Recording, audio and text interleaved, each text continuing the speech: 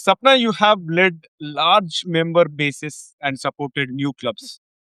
So, what are the first 90-day moves to turn a struggling club into a magnet for retention and growth? My favorite question. So, if you know you're a struggling club, I think the first and foremost important thing is for a club to understand that they're a struggling club. We all understand a minimum requirement for a successful Toastmasters club is 20 members, because we say when you do a meeting, you require 12 to 13 role players. That's where a good quality meeting comes into picture.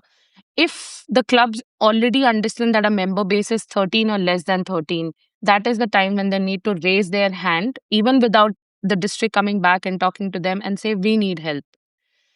You need to align a coach from the very beginning of the term, or whenever you identify the club, during the renewals time, the club membership has gone down, please assign a coach. Now, with the coach, there have to be a few things which have to be really important. One is to ensure that the meetings always happen on time.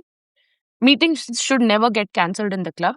Second, the coach should go ahead and ensure that there are at least 2 to 3 open houses wherein the club is able to invite more members or more guests to their clubs so that they can convert into members later.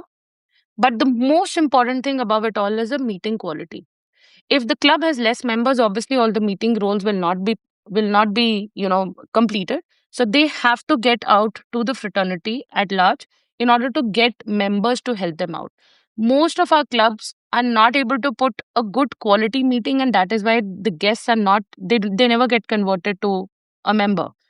If the clubs focus on having a good quality meeting by reaching out to the larger fraternity and also planning out with the help of the coach when to do marketing events, whom to target, etc., they will be able to become a club with 20 plus members. And I would say minimum to 9 to 12 months. That means 1 year, the club should be a club in good standing with and a strong club with 20 plus members.